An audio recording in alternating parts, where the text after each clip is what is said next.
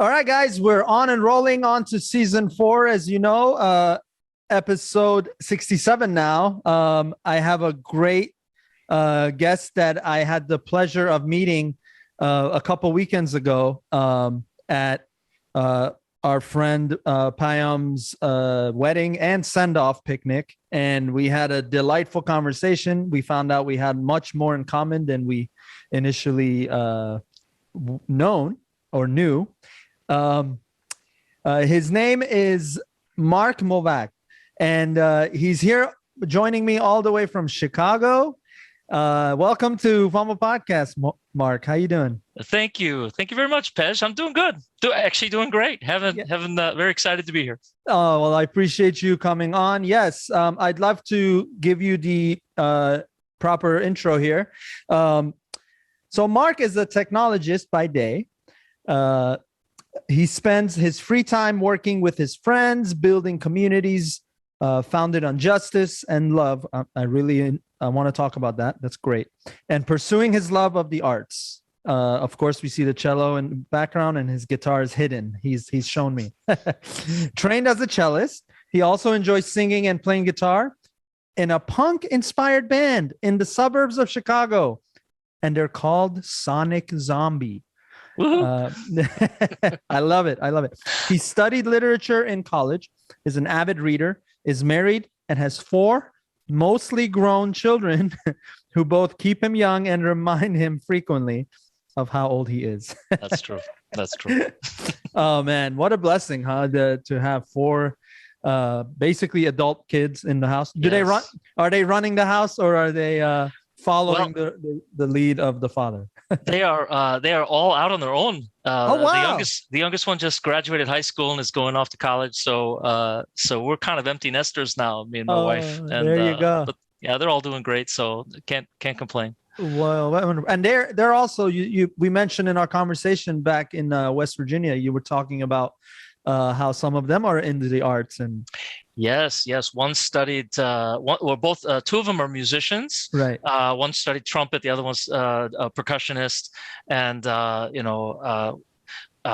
very much steeped in the arts. One does animation, and the other one went off to music school, and the other 2 are not like pursuing the creative arts, but they're both creative in their own ways too. So it's very. I actually have a lot of that in the family too. My father was a violinist. I think I told you before. Yes. Back in Iran, he played violin. He's been playing violin all his life, and so it's in the family. So we have a lot of music. I love it. Yeah, man. I completely relate to that, and we discussed that when we met. Yeah. It's great. Music is a window to the soul, right? That's how I look at it, and it keeps us young, and it keeps us, and it keeps. And we were talking about this as well. It keeps our perspectives. I feel like it in a lot of ways it simplifies our views on otherwise polarizing life or world events. I feel like you and I discussed it to a degree as far as it's no secret how this country and this world in general is so divided right now on a lot of topics. But you and I agreed that when you simplify it and we just look at everyone as human beings, and we put their thoughts and their viewpoints and all that aside, and you just look at them as what they are, and we are all humans, and we're all imperfect creatures in a perfect world, I'd like to think. I feel like when we play music and our hearts are connected, whatever kind of music it is, like it's somehow like I like what you say about simplifying it. We all have this at our core, whether you play music or whether you enjoy music, we all respond to it. There's a lot of people who talk about how music actually probably, they've theorized that music may have preceded language. So it feels like it's built into our DNA or into our brains or something. It's so mysterious to me how sometimes I'll be having a fine day. I'm just fine, nothing wrong. And I play a song and somehow all the elements come together, the sky, the air, the tones of the song, and then the water starts coming out of my eyes. Like, I was fine. What happened? What happened? It just cut through to the soul, and like, oh. I know exactly. I know the feeling. Or when a song just comes on, right? And it just hits you. Like we said, window to the soul. It has a euphoric power. Music does, and a lot of arts do. And but as far as music is concerned, our shared interest in that. How long have you been a cellist? Well, it's very interesting. Since I was in fourth grade, right? So my father's from Iran, and he plays violin. Right. And like a classic Iranian father, he said, "You're gonna play this," right? So I didn't really have a choice in it, and I was joking to my sister. I said, remember back in the day, I kept coming downstairs at the end of the evening and said, I want to quit. He says, go back upstairs, go keep playing. And it took me like a number of years, I think, until I got to maybe high school before I really started to own it and like it. It wasn't something that just my parents were making me do. So I actually quit full-time study and learning when I was going off to college. Yeah. But everywhere I went, I dragged this cello with me. Like, I just couldn't. I'd tell people, yeah, I'm a cellist. Like I always laugh. Like, you can't say you're a writer if you don't write. You can't say you're a cellist if you don't play. There's a lot of us in the world that go, well, I do this, but you're not willing to do the work. I was kind of like that for a long time. Like 2 or 3 times a year, I'd pull the cello out and I'd saw away at my my scales and try and keep my chops up, and then I'd put it back. But then I'll tell a quick story here. I got married 10 years ago, almost 10 years ago, remarried. And my wife, Mashad, I told her, Mashad, I want to do this something special for our ceremony. I'm going to play the cello, and I'm going to play this piece called The Swan. It's gorgeous. And so she said, great. That's a great idea. So I started trying to do it, and I hadn't played in a long time. So it sounded awful. Like the swan is way up there on the bridge. It was terrible. So I actually it was very dispiriting. And I ran into my old cello teacher by happenstance. And I said, Mrs. Strauss, I'm getting married. I'm doing this thing. She goes, oh, honey, that's so nice. I wouldn't do that. Just get married. Enjoy your wedding, no stress, and then do it later. And so actually I started taking lessons again. And when I got good enough, I said, okay, I'm going to work on the Swan. And then I took my cello and my wife up to the Baha'i House of Worship where we originally got married in Wilmette. And we went into the gardens and I played it for her, and it landed. She, there it is. It was very pretty. You easily added another 20 years to your marriage with that. Yes. I'm joking. Of course. I'm still trying to keep that going. Honey, I'm working on something else for you. Oh my God, that's hilarious. No, but what an interesting story, and the fact that you ran into your old teacher. I didn't even know she was around, so that was great. That is great, man. All right, and so then you got into guitar. Yes. And what was the infatuation with guitar and singing? Did they happen together, separate? Well, I grew up immersed in traditional classical music, both the Persian stuff from my father. He was always playing in the house. The Dasgals and all that. Yeah. Exactly. Yeah. And he'd compose, and he was into the European classical music too. Mm-hmm. And then, I got that through the cello. I was all classical music. But then in my middle school years, I discovered the radio, and I discovered, rock music, whatever was playing on the radio. And that was opened a new world for me. I had friends, like a lot of people in those days, making mixtapes and stuff like that. You need to listen to this, and I started out with the prog rock. I was into prog first, and then my buddies came along and said, "Oh, that's so pretentious. You should listen to this." And it was all the punk stuff, the Clash, the Sex Pistols, all that early punk stuff, and I just fell for it. The punk, the new wave, and I was a bit of a music snob in high school, but shortly after that, I sort of broadened my perspectives. My sister used to be into the disco and soul and all that, and I used to go, I don't listen to that. But now I love it all, because it's all great. That all comes from the same root, and it's great. You're right. You're right that I believe that too. And I had similar experiences with music. It evolved for me as well. I think I had, I had my phases in high school, and now I went to high school in the 2000s, early 2000s. And at that time, hip hop had really taken over. Oh yeah. But you know what?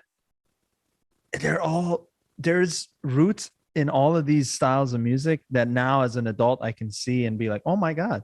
I learned about some rock songs, like classic rock songs, that through a hip hop song. Like I learned hip hop. Yes. Yeah. For example, Eminem, the sampling, like Eminem, for example, like I learned about Dream On through him.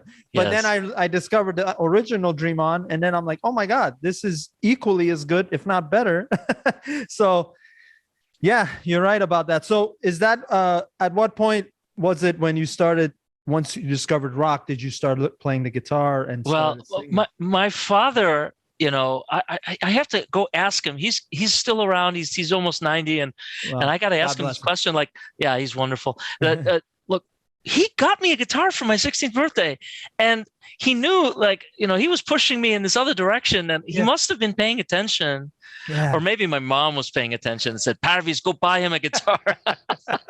I might have, I don't know the story. So, but he did get me a guitar, and I started playing it and learning, taking some lessons just to learn some chords. I was mostly good at doing, simple bar chords and chord patterns. So I was mostly a rhythm guitarist, but just enough to be able to, play that stuff. And I was I was really into Bob Dylan. I was really into the punk music at that time, as in my youth, and I loved the poetry. I loved the social angle of the lyrics. Hip hop's the same way. It's all about making the world a better place, or calling out the injustice, or both in society or people's pretensions, and it really connected with my young mind. And to this day, and it's the same thing. I think it probably influenced me later on in my choice at college, because I was supposed to be a doctor. Mom and dad wanted me to be a doctor, like a lot of folks from the East. That's a goal. And it didn't work out for me. I wasn't really into it, and I eventually landed on English literature and poetry.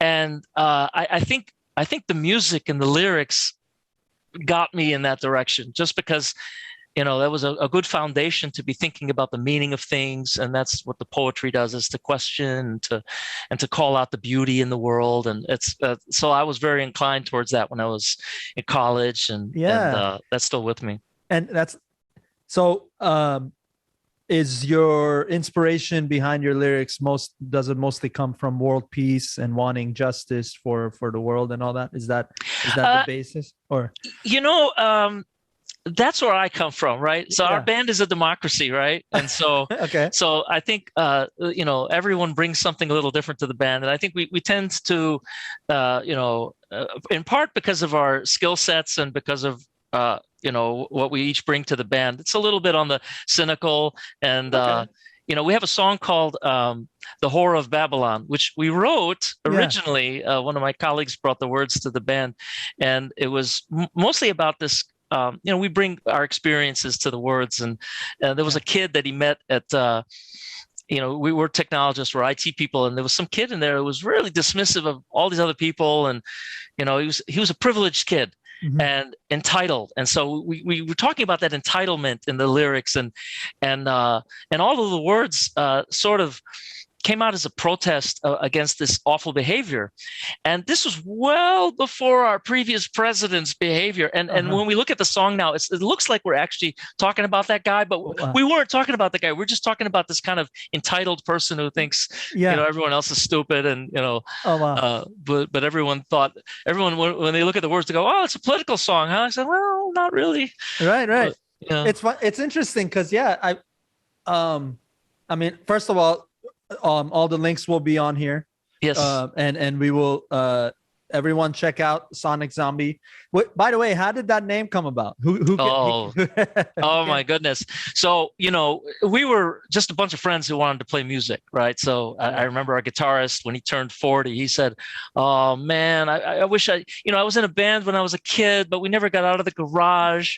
And, we all just kind of huddled together, the three of us at work. We're all work together, actually. Yeah. And one of them said, let's just do it. So we started playing together, and then I was supposed to be singing and playing drums at the same time because my kids got a drum kit, and that didn't work out. I actually fell off the drum kit one rehearsal because I was just clenched up. I didn't know how to do it.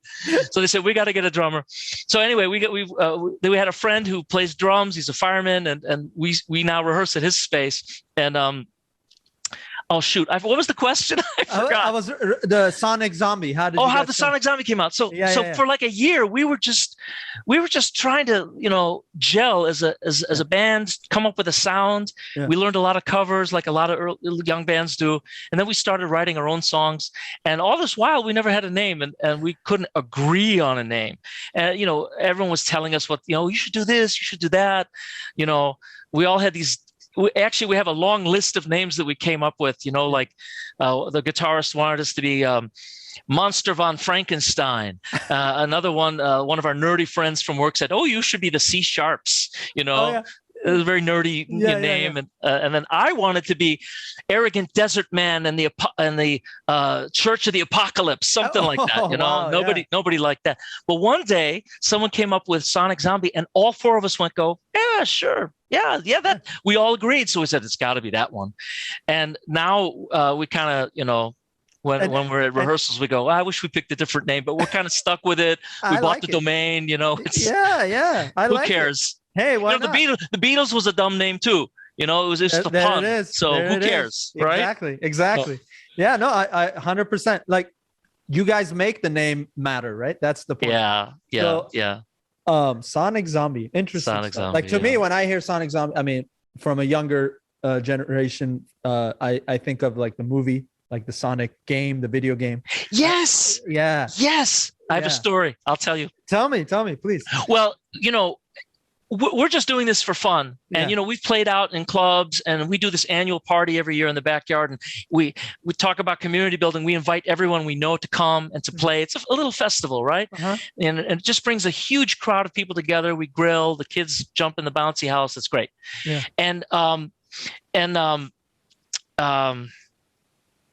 Oh, I forgot again. What are we talking about? So I was saying Sonic was reminding me of the video. Oh, yes.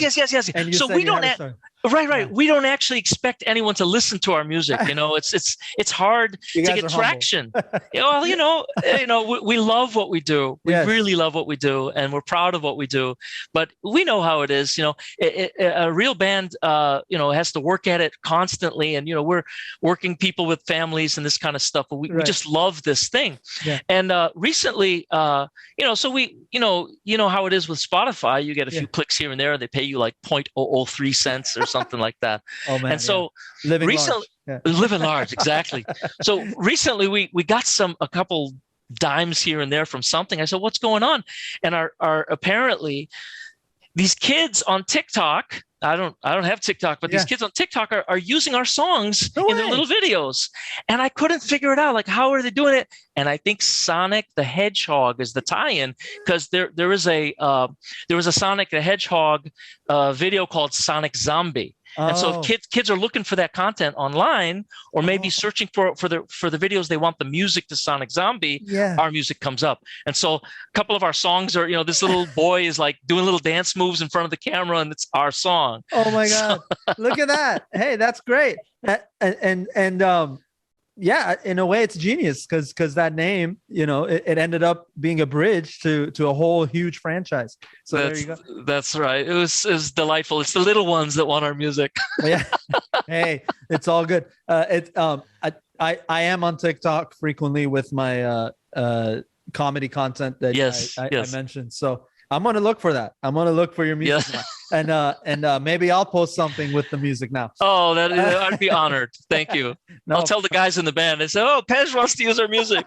I want to use it. And I'm sorry in advance for whatever comedy. It's okay. Lunacy I put out there. No. It's all in this, all in service of the laughter. It's perfect. All right, great. Oh my God. So, I guess I want to. The last topic I'd like to discuss is, here we go. We were talking about. This is something, and it's not in the bio, but I did want to talk about this, and that was the music scene in Chicago. And how long have you been in Chicago? All my life. All my life. I was born and raised in the suburbs here. Went to school in the city. Yeah. I did move away for a few years, but then I came back. And I've been here ever since. So I remember going to the clubs as a kid, watching a lot of bands, and there's great clubs in the city for music. It's a great music town. Of really course, is. Yes. And that's what and I'm glad that you have a lot of experience there. So I wanted to ask, Chicago music scene, there's a lot of rich history from amazing musicians that have come from there in all types of genres. You just mentioned a lot of clubs. Jazz we discussed, I believe. Jazz is just big in Chicago. Absolutely, it's huge. Yeah, there's the Green Mill. There's a lot of other places. My kids have gone there, and they still they've gone to those things a little bit more than I have. But I've been to some of those places too.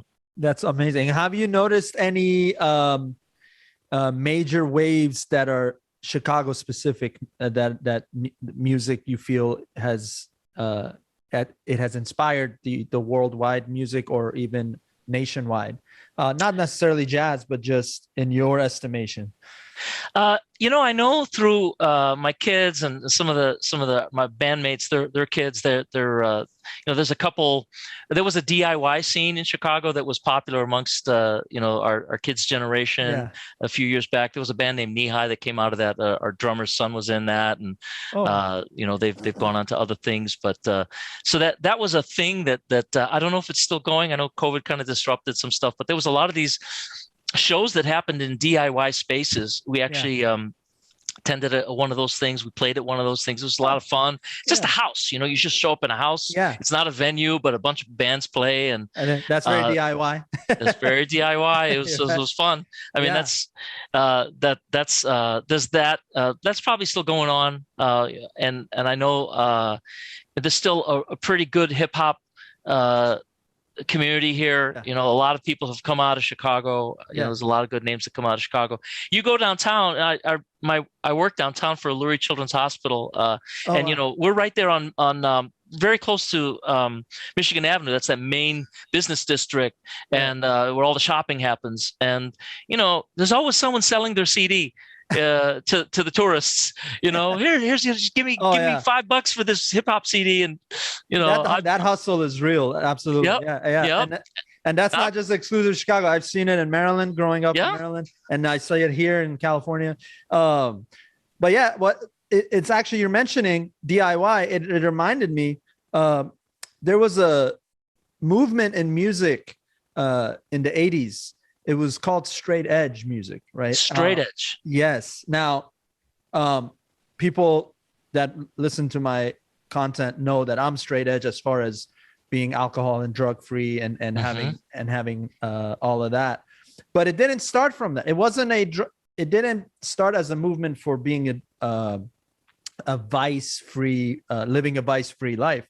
It was actually a musical genre. So, and I believe, if I'm not mistaken, in the 80s, the one of the first bands, it started in Chicago, and I'm trying to remember their name here, and I'm looking it up as we talk about it. But it's a hardcore rock. It was basically what it ended up becoming. But there's an endless list now of straight edge bands, but it's the punk rock scene that got really popular in the 80s in Chicago, and there's a lot of folks. There's a lot of people still playing rock music. I know rock is now sort of like a niche. People say that hip hop is sort of the predominant musical culture, both here and around the world. And so my kids don't listen I mean, they listen to all kinds of things, but they listen to a lot of the music I listen to because I was playing it in the house. Right. But it's there's still a lot of people playing these things. When you look at I look at a lot of what's happening amongst my friends on Facebook. Like their kids are going to School of Rock, and they've become really good musicians, and they form their bands. There's all kinds of things happening. It's not, it's and people are very they experiment with things. When we have our annual party, there's anything happening. There's DJing happening. There's kids are playing this kind of electronica stuff. There's sort of this surfy psychedelia stuff happening. Everyone's trying all these different genres together. Yeah, and it's wonderful. It's beautiful. And there's the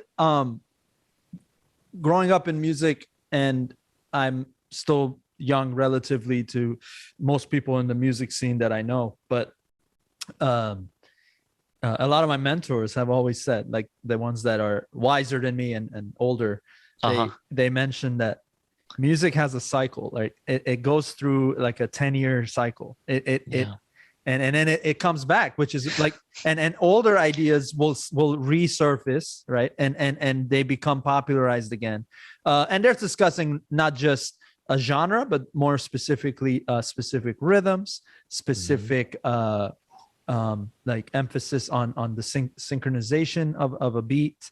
Like for example, reggaeton, but like 10 years ago, 15 years ago, it took over. It took over, and it came from Latin America, of course, but it took over. It's a great beat. It is. It's great. But in my estimation, it originated from the name of it escapes me, but it was a South American beat that switched back and forth between two time signatures. And I can't remember the name, but it was 1 2 1 2 3 1 2 1 2 3 something like that. Is that example. Cumbia? There it is. Is it cumbia? Yeah. I feel that it, from my observation of reggaeton, I feel like there's a little bit of reggae mixed in there, but as well, but that I kind of tie it back into cumbia, and I feel like there's some roots that bring that genre back, or that style, that rhythm. So anyway, long-winded way of saying, but straight edge music, yes, there's a lot of bands that came from Chicago, as I was mentioning. And I have to look that up. That sounds interesting. Yeah, I'm looking. There's a long list, as I mentioned. A lot of them in the 90s. There's one band that sings Ruby Soho. I don't know if you know the band that sings that song. I'll put that on here on the screen later. But but yeah, it's anyway, it's just to overall bring it back to the idea of genres and where they originated from, and of course Chicago is one of the bigger music scees. It's a rich history going back to jazz, of course, and even blues, right? And so, well, listen, Mark, I really appreciate it. Now, when is your Sonic Zombie performing next? Well, that's all. We play this thing in our drummer's backyard. He lives in this kind of area that we used to be what they call an intentional community, where like everyone kind of owns the land together, and the houses have sort of small plot and the big yards. So he has this enormous backyard, and we used to do an annual thing in September. So COVID disrupted that, but we're talking about doing another one in September. So if that happens, I will certainly I'll let you know about it. If you're in Chicago, you could come. I don't know if we'll be streaming or not, but it's definitely a good party. I'll take that invite.